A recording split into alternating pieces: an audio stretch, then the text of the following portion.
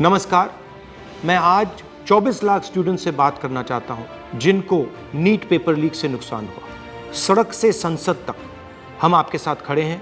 24 lakh student से मैं कहना चाहता हूं, आप अकेले नहीं हो। पिछले 7 साल में 70 बार पेपर लीक हुआ है और 2 करोड़ युवाओं को पेपर लीक से नुकसान हुआ है।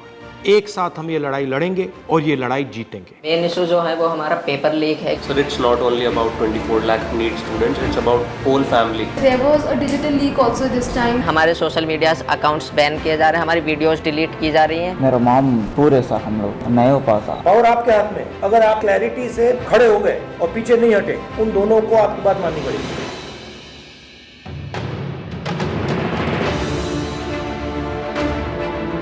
So we all have come here to talk about NEET exam. We all gave NEET 2024 exam.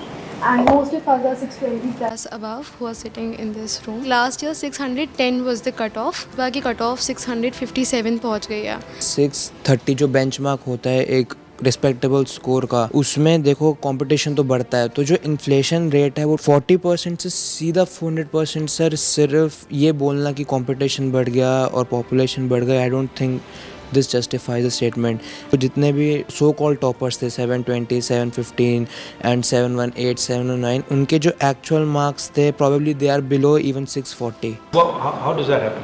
So maybe I feel that there are major 4 reasons. The first one is obviously paper leak. Second was that there was a digital leak also this time, like on Telegram channels, or majorly there were other platforms as well. Third reason was that there were scams going on which were saying that you just have to leave the blank OMR and the people of the NTA, or maybe I don't know from which association, they will fill those OMR. Cheating is cheating. Yes. It's cheating, and the grace mark is the 4th point, which is not going to impact that much. Sir main issue जो है वो हमारा paper leak है, क्योंकि sir सबसे पहले अनुराग जो students था उसने ऑलरेडी स्टेटमेंट्स में कहा है कि एग्ज़ाम लीक हुआ है। सर एग्ज़ाम लीक हुआ है, उसने ऑलरेडी प्रूवन किया हुआ है। और हम शिक्षा मंत्री श्री धर्मेंद्र प्रधान जी से मिले थे, उन्होंने स्टार्टिंग में कहा था कि एनटीए में कोई ऐसा कुछ गड़बड़ी नहीं हुई है, और जहां पर 2 सेंटर्स पर ये चीज़ देखी गई है उनको हम अभी वहां पर जांच की जाएगी। और हमने मांगे रखी थी कि रीनीट होना चाहिए और सीबीआई जांच होनी चाहिए, बट उन्होंने सीधा जो आंसर दिया था वो दिया था कि सब चीज़ हम सुप्रीम कोर्ट की मानेंगे, जो सुप्रीम कोर्ट फैसला करेगा वही माने। बट सर सुप्रीम कोर्ट ने डायरेक्ट जितने भी केसेस हम PIL डाल रहे हैं लोग इस चीज़ के ऊपर, डायरेक्ट जितने भी फैसले हैं वो सारे 8 जुलाई को दिए जाएंगे। बट उससे पहले स्टूडेंट्स पर इतना स्ट्रेस बढ़ रहा है, इतना प्रेशर पड़ रहा है। सर हमारे पेरेंट्स भी इस चीज़ से दुखी हैं कि बच्चा मतलब इतने मार्क्स ला रहा है कि वो एलिजिबल है हर साल के अकॉर्डिंग। बस मेन जो डिस्टर्बेंस हुई है इस एग्ज़ाम में वो है एक तो पेपर लीक, और दूसरी जो स्टूडेंट्स जो NTA ने ग्रेस मार्क्स दिए वो तो एक छोटा सा उन्होंने ग्रेस मार्क्स दिए वो अपने पेपर लीक को छुपाने के लिए। सर इतने दिन से आपको पता है कि गर्मी कितनी है, कुछ लोग गर्मी से मर भी रहे हैं, लेकिन सर हम स्टूडेंट्स और हमारे पेरेंट्स रोड्स पर इतनी गर्मी में सर लड़ रहे हैं इंसाफ के लिए, लेकिन सर हमारे लिए कोई भी कार्रवाई नहीं कर रहे हैं, ना ही हमारे इंसाफ के लिए कोई कार्रवाई कर रहे हैं। क्योंकि सर हमारे सोशल मीडिया अकाउंट्स बैन किए जा रहे हैं, हमारी वीडियोज़ डिलीट की जा रही हैं। हम अपने लिए आवाज़ उठा रहे हैं, उनसे रिलेटेड जितने वीडियोज़ सर कोई भी गलत कंटेंट नहीं है, हम सिर्फ आवाज़ उठा रहे हैं अपने इंसाफ के लिए। उसमें सर हमारे जो सोशल मीडिया अकाउंट है या यूट्यूब अकाउंट है उनको डिलीट किया जा रहा है, बंद किया जा रहा है। 1 day of the whole year, तो वो हमारा दिन डिसाइड करेगा कि हम डॉक्टर बन रहे हैं कि नहीं। मेरा पापा नहीं है सर, डैड नहीं है, मर गया। तो मेरा मम्मी अकेली है सर। सर मैं 2 साल ड्रॉप लिया सर। 2 साल में मेरे को स्टडी नहीं हो पा रहा सर, अच्छा से घर में प्रॉब्लम, मनी का प्रॉब्लम, लॉन्ग टर्म में पैसा बजट नहीं हो पा रहा सर। ऐसा मैं सोच के मेरा माइंड भी अब ये भी लोड हो रहा सर, मेरा ब्रेन भी। मेरा माम पूरे सर हम लोग नहीं हो पाता, और एक बार नहीं हो पाता सर लॉन्ग टर्म लेना को, ऐसा सोच रहे। अभी रीनीट कराओ तो इजी होता सर। मतलब सर कंक्लूजन है कि रीनीट ही अब हो सकता है, रीवैल्यूएशन तो कोई नहीं होगा।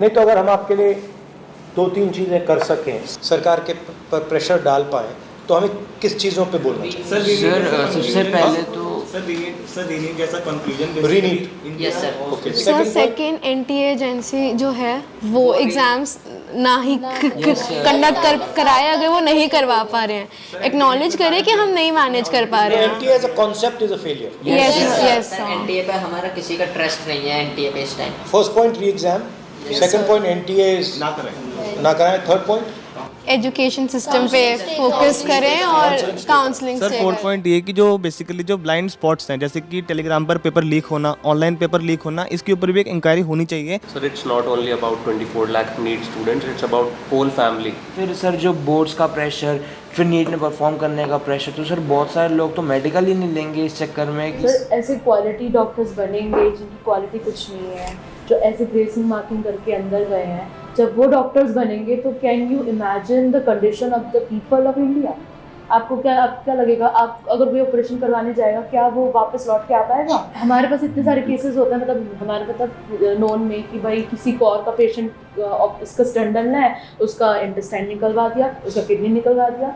सर ऐसे केसेस, ऐसी मिसहैपनिंग्स इतनी बढ़ जाएंगी, we can not imagine. Sir जो ये रीनीट का कॉन्सेप्ट है और जो ये रीनीट का कंक्लूजन है, ये बेसिकली 2 ही बॉडीज़ हैं इंडिया में जो इसकी पावर रखती हैं। First of all supreme court, जिस पर हम अभी काफ़ी ज़्यादा डिपेंडेंसी शो कर रहे हैं, and second ministry of education. Ministry of education ने यूजीसी नेट का एग्ज़ाम भी कैंसिल किया और उसके अंदर लाइक 1 डे के अंदर उन्होंने एग्ज़ाम कैंसिल कर दिया। एक्चुअली ये दोनों ने इसलिए किया है क्योंकि पॉलिटिकल प्रेशर आया है, यस क्योंकि आप लोग मतलब चुप नहीं बैठे हो। यस सर, वो दोनों इंस्टीट्यूशंस निर्णय जब लेंगे जब आप प्रेशर डालो। यस सर, अगर आपने ठीक से प्रेशर डाला और आप पीछे नहीं हटिए, और अगर आप काफ़ी स्टूडेंट्स आ जाएंगे, तो वो दोनों इंस्टीट्यूशंस इसको कैंसिल करो। पावर ना कोर्ट के हाथ में है, ना मिनिस्ट्री के हाथ में है, पावर आपके हाथ में है।